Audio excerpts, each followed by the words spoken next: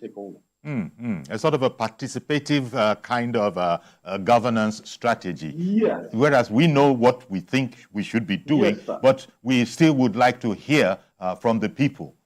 Now, in this connection, I want to connect that to something that you said at the very, very beginning about intelligence and all of that.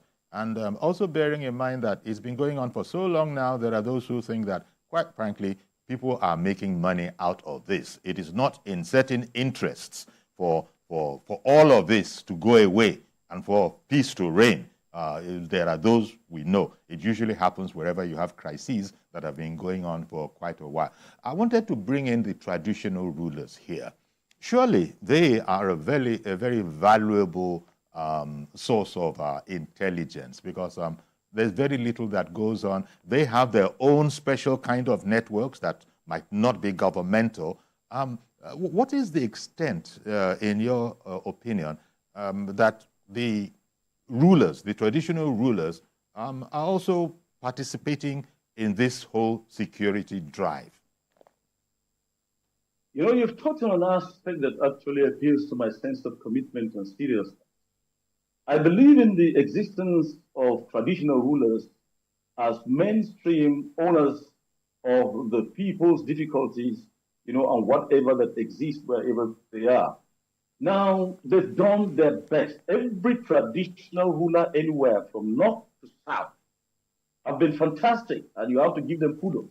Sometimes I wonder why they're bullied, you know, to be blamed for certain things that occur in their own environment without them participating.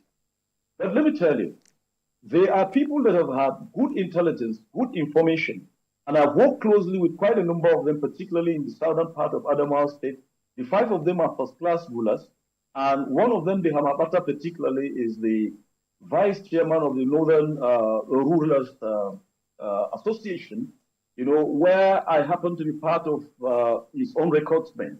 The same thing with Hamabachama, the same thing with Gamwari, the same thing with Amnashalam, the same thing with Kwandinungra. All of them have been up and doing at very intense moments, generating good information and doing that which is right. In fact, on good notice, one of them even wrote a book before he became a traditional ruler on precautionary measures to be taken, you know, on security, particularly rural security. And that is the paramount ruler of the Bachama Kingdom, Ismail Amabachama, Dan Ismail. He wrote a fantastic book, which I believe I've used on some fora and I've made reference to.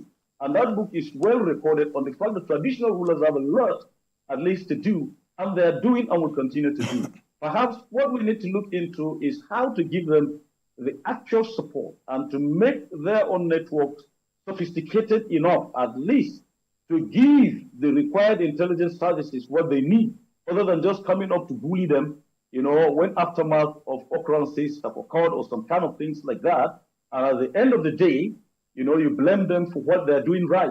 I know they don't sleep, because anything that happens in the rural area, if a farmer killed, an animal killed, a herder killed, or something like that, they have good information, which at least they are generating. Now, let me just leave Northeast Zone and come back to my state more precisely to tell you what my governor did and what he's doing presently. He has a regular meeting of security with them, just like he has with the regular security services, and he's building structures and networks good enough based on the information and speciality given, at least from other specialized organizations. I know my governor has worked with very good NGOs like Search for Common Ground, you know, the Mercy Corps, you know, and the Northeast Creative, you know, sponsored by the United States of America, you know, on some of these issues, and they've massively gone in and have trained people on very credible things, utilizing the space that traditional rulers have given them to do. And I can assure you that there is no zone, there is no traditional district that you go to without meeting 5 or 6 of such people that traditional rulers are utilizing more effectively. And given them that particular aspect, I tell you that if all of them are inspired, just like the governor of Adamawa State is doing, definitely you are going to get it right, because they've built up, you know, a particular network that gives the government early warning, early response, at least mechanisms good enough for the governor to sit up and to do that which is right. And they've put in their own very best, and they'll continue to do that to my own understanding. And they will be fantastic once they're given at least what is expected of them.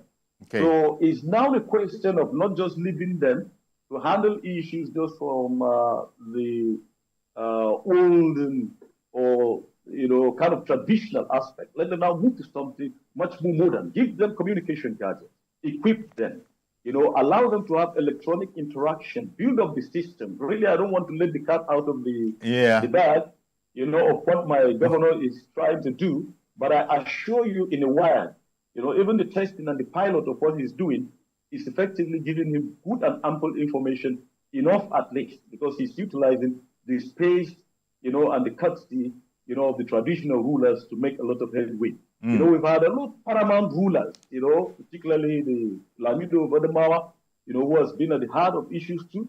He's not been sleeping over that issue. And the Emir of Mubi, at a point, Mubi was the capital of Boko Haram at a point. And you can imagine that the Emir survived that particular, whatever it is, and one of the first persons to even come back and recover his land. So without these traditional rulers, particularly in our own space, they're not likely to get it right. So we get it right because our traditional rulers are good, and we know that by the time you give them the effectiveness of sincerely what is required, they will be in a better position to take you from difficulties, to solutions.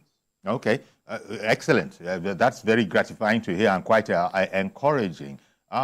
Maybe just your view, your perspective on two things. One, the camps